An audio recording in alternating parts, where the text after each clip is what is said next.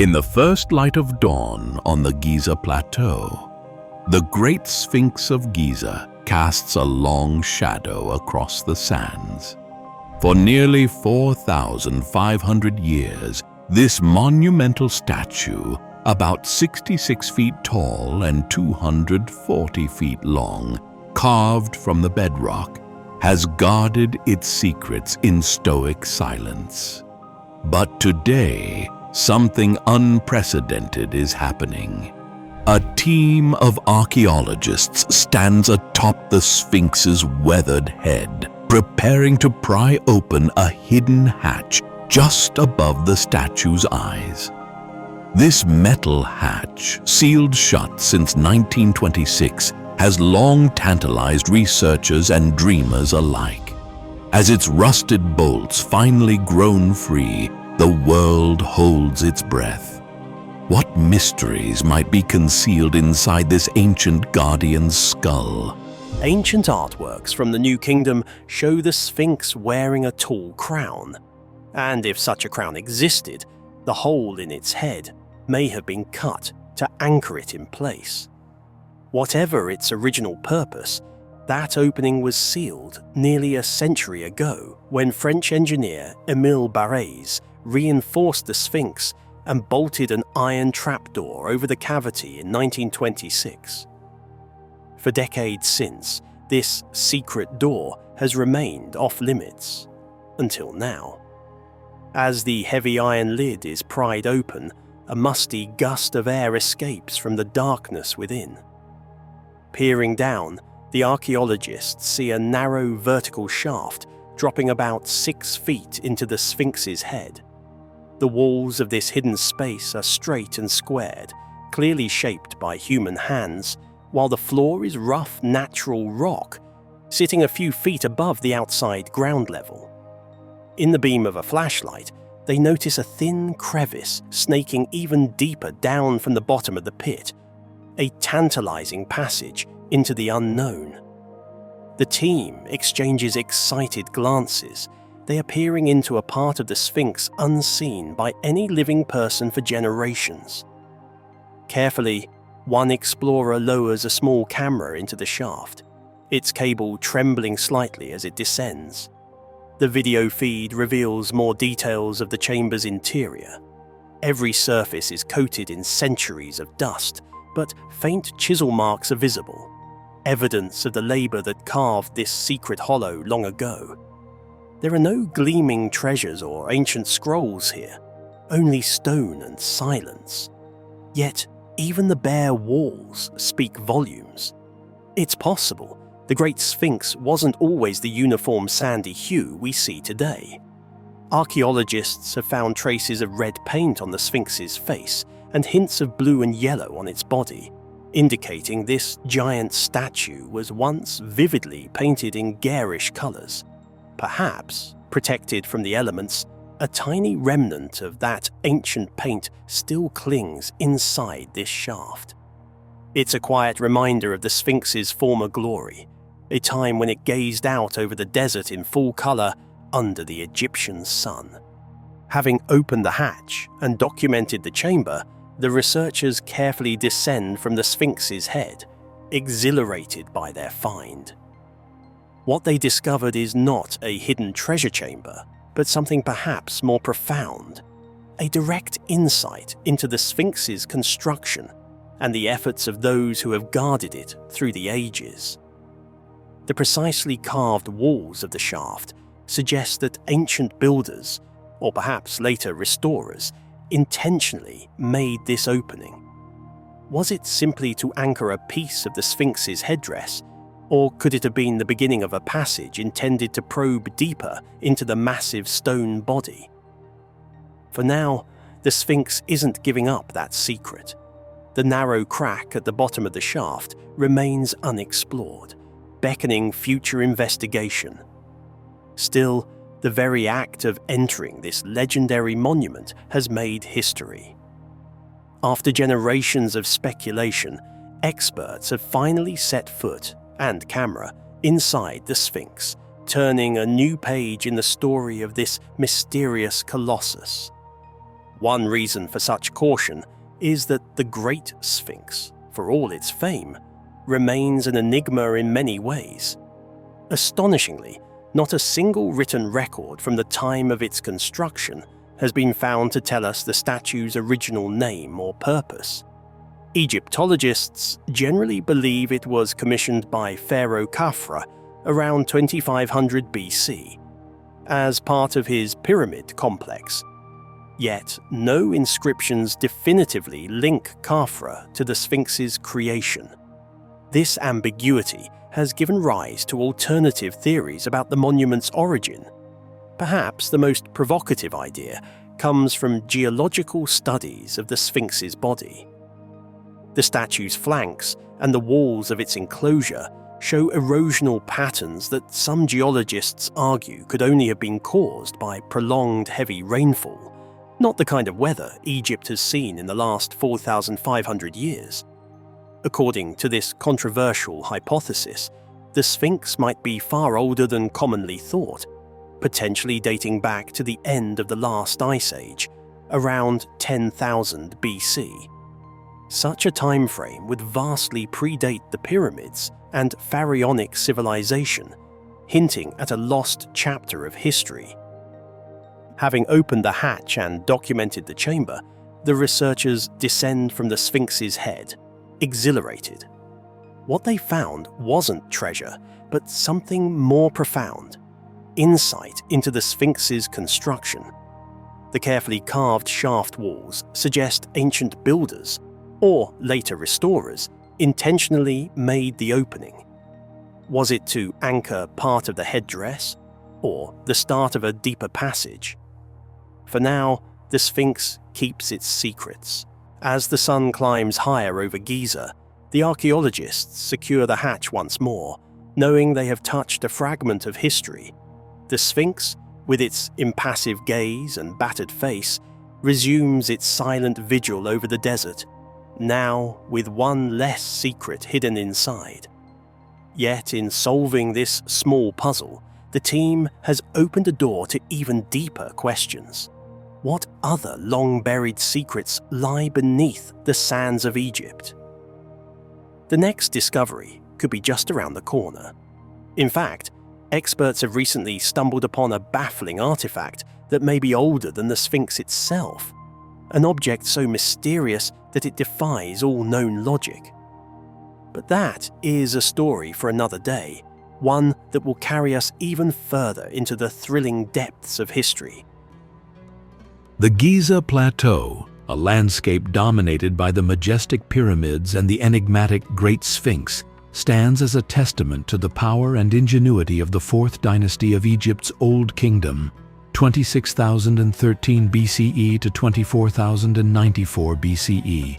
These iconic monuments, particularly the Great Pyramid of Khufu, have captivated the world for millennia, solidifying Giza's place as a cornerstone of ancient Egyptian civilization. However, beneath the shadow of these colossal structures lies a hidden history, a past that predates the pharaohs of the Fourth Dynasty, possibly by centuries, if not millennia. Recent research and a renewed focus on past excavations are beginning to peel back the layers of time, revealing a far more complex and ancient narrative for Giza, one that may necessitate a rewriting of its very origins. At the heart of this historical reassessment is a seemingly insignificant site, the Kromer Dump, an ancient disposal site that could potentially hold the key to unlocking Giza's pre-dynastic secrets.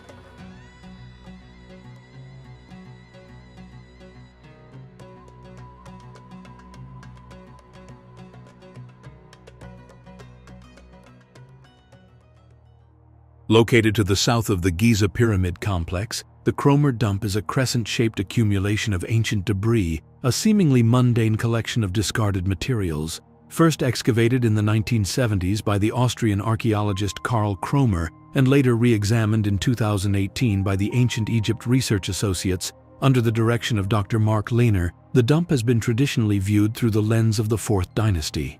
The AERA's 2018 findings, for instance, led them to characterize it as a Fourth Dynasty demolition and trash heap, with materials consistent with a demolished royal rest house or small palace dating back to the reign of Khafre, builder of the second pyramid. This interpretation aligns with the prevailing understanding of Giza as a necropolis primarily developed during the 4th dynasty. However, Kromer's original findings, meticulously detailed in his extensive 1978 publication, Settlement Finds from the Early Old Kingdom in Giza, Austrian Excavations 1971 to 1975, paint a far more nuanced and intriguing picture. While acknowledging the undeniable presence of 4th dynasty materials, Kromer also identified a significant number of artifacts that he dated to the 1st, 2nd, and 3rd dynasties of the early dynastic period. Even more provocatively, he believed some artifacts even hinted at pre-dynastic activity on the plateau, predating the unification of Egypt under Narmer, also known as Menes. This raises a fundamental question that challenges the conventional narrative. Was the Kromer Dump merely a convenient disposal site for the 4th dynasty builders, or was it a repository for materials from a much older settlement, a vibrant community that thrived on the Giza plateau long before the pyramids were conceived? In his 1972 preliminary report, Kromer put forward a bold and, at the time, radical hypothesis. Based on his initial findings, he proposed that an extensive settlement existed on the site of the Giza plateau, flourishing from the 1st dynasty through to the 3rd dynasty. He postulated that at the beginning of the 4th dynasty, this settlement was deliberately demolished to make way for the construction of the royal necropolis, a grand project that would forever transform the landscape. This interpretation directly challenges the long-held view of Giza as a relatively vacant landscape before the 4th dynasty, suggesting instead that it was a site of significant human activity for centuries prior. If Kromer's hypothesis is correct, it would necessitate a fundamental reassessment of Giza's early history and the motivations behind the choice of this location for the royal cemetery. Kromer's claims were not based on mere speculation, but on a careful analysis of the artifacts unearthed from the dump. Let's delve deeper into the key pieces of evidence that support his hypothesis. Pottery, a ubiquitous find in archaeological contexts, often serves as a crucial indicator of chronology and cultural affiliation. Kromer identified numerous pottery shards within the dump that exhibited decorative scratch marks, reminiscent of styles associated with both the pre-dynastic Naqada II culture, 3500 to 3200 BCE, and the early dynastic cultures of Lower Egypt. The presence of these distinct pottery styles suggests that the Giza settlement may have had connections to, or was even inhabited by people from these earlier periods. Perhaps the most compelling and chronologically significant evidence comes from the clay ceilings found within the dump. Clay ceilings were used in ancient Egypt to secure containers, doors, and documents, often bearing impressions of cylinder seals or stamps that identified the owner, official, or institution responsible. Kromer discovered several clay ceilings depicting animal figures, hieroglyphic symbols, and geometric patterns. Based on stylistic comparisons with ceilings from other sites, he confidently dated a number of these ceilings to the Thinite period, a term used to describe the early dynastic period, dynasties 1 and 2, when the city of Tanis, near Abydos, served as the capital. In addition to pottery and ceilings, Kromer also uncovered a variety of stone tools, including fishing hooks, blades, and triangular scrapers. While these types of tools are not always definitively datable, as their forms can persist for long periods, their presence is consistent with pre-dynastic and early dynastic technologies. Their context within the dump, alongside the pottery and ceilings, strengthens the possibility of their earlier origins. Furthermore, the discovery of faience tiles within the dump adds another layer to the argument. Faience, a glazed ceramic material, was often used in royal and elite contexts. Kromer noted the similarity of these tiles to those found in the southern tomb of Djoser, the first pyramid builder of the 3rd dynasty, located at Saqqara. This similarity suggests that structures of some significance, possibly even royal or administrative buildings, may have existed at Giza prior to the 4th dynasty. One of the most intriguing and debated finds from the Kromer Dump is a small 3.6 centimeter long mud statuette of a sphinx, unearthed in Trench F, alongside the crucial early dynastic clay ceilings. This object, according to Kromer, could potentially be the oldest sphinx statuette ever discovered in Egypt. However, it deviates significantly from the standard iconography of later sphinx representations, sparking considerable debate about its date and meaning.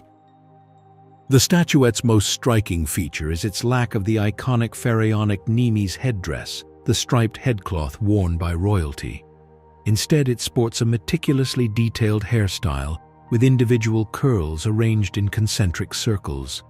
This unusual feature immediately sets it apart from the vast majority of known Sphinx statues, which almost invariably depict the royal headdress. Kromer, who firmly believed that the Great Sphinx of Giza was a creation of Khafre, tentatively dated the statuette to the same 4th dynasty reign. However, he acknowledged the stylistic peculiarities. The absence of the royal headdress, the crudeness of the carving, although the hair is remarkably detailed, and the unusual posture of the lion's body all raise questions about this attribution. The presence of pre-dynastic pottery at various locations on the Giza Plateau provides a crucial link to the earlier cultures that inhabited the region before the rise of the unified Egyptian state. The Ma'adi culture, a significant pre-dynastic culture that flourished in Lower Egypt from around 4000 to 3200 BCE, is of particular interest. Archaeological evidence, primarily in the form of pottery, confirms that the Ma'adi people had a presence at Giza. While the extent and nature of their occupation remain largely unknown, the Kromer Dump, with its potentially pre-dynastic artifacts, offers a tantalizing glimpse into this earlier period. It raises the possibility that Giza was not merely a vacant landscape chosen for its strategic location by the 4th dynasty kings, but rather a site with a long and complex history, a place that may have held significance for the Ma'adi people and their predecessors. If you liked this video, then hold on to your hats, because you're going to love our next adventure. Get ready to unearth the secrets of Tanis, a lost Egyptian city shrouded in mystery. Once a powerful capital, rivaling even Thebes, Tanis now lies in ruins, its stones bearing the scars of a devastating past. Was it destroyed by divine wrath, as the Bible suggests? Or was it the victim of a terrifying ancient weapon, like the legendary Greek fire? Join us as we explore the ruins, examine the evidence, and delve into the various theories surrounding the fall of this once great city. From colossal statues to scorched stones, Tanis offers a glimpse into a forgotten world and a mystery that continues to baffle experts. Before you stretches a scene of haunting desolation. Not the shadow of the Great Pyramids, but a place equally steeped in ancient power, yet far less known. This is Tanis, the City of the Sun, a name whispered in ancient texts, a place of sacred rituals and immense wealth. But look closer. Priceless statues bear the scars of unimaginable heat. Colossal pillars, once symbols of a mighty civilization, lie shattered as if crushed by the hand of a vengeful god. What happened here? Was this city known as Zoan in the Bible truly cursed? Did it fall victim to the shifting sands of the Nile or to the wrath of invaders? Or is the truth even more astonishing? Imagine a statue 100 feet tall, carved from solid granite, weighing more than 1,500 family cars. A feat that would challenge even modern engineers. Tanis holds secrets etched in scorched stone, secrets that speak of a fiery cataclysm. Was this the work of man, of nature, or of something more? Join us as we journey into the heart of an ancient enigma to uncover the lost story of Tanis, a city swallowed by time, waiting to reveal its truth.